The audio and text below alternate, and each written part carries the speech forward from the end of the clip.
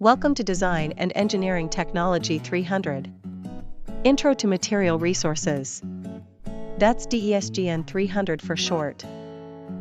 In this class, you'll learn about the materials that are used to build residential and commercial projects. We'll start from the ground up. Literally.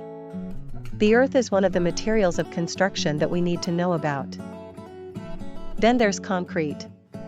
That is used for foundations in residential buildings and for the main structure of larger commercial buildings. Next comes lumber. That is used for the framing, floors, and roof systems for many residential buildings, and for the interior architecture in many commercial buildings. And finally there is structural steel, which is used for high-rise buildings and some commercial buildings.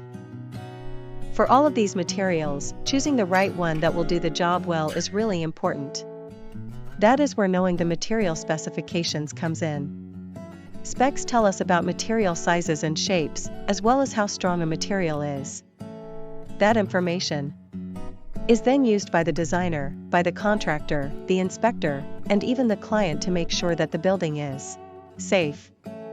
Safety is the number one responsibility of the designer, the architect, and the contractor. It is the main reason that we have material specifications. After safety comes sustainability and aesthetics. That means meeting the client's wishes for how the project looks. And of course, cost effectiveness. That's a ton of material to learn about. But don't worry.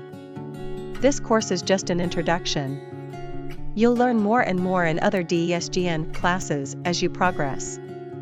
We just hope that you will remember some of what you learned.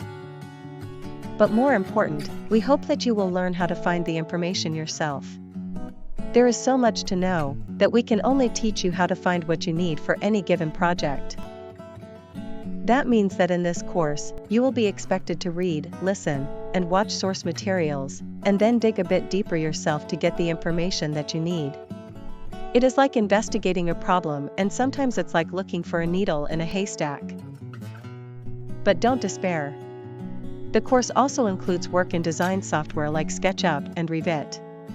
It also includes some 3D printing, laser cutting, and model making too. So there you have it. That is an overview of DESGN 300. Intro to Material Resources. We hope you enjoy the class.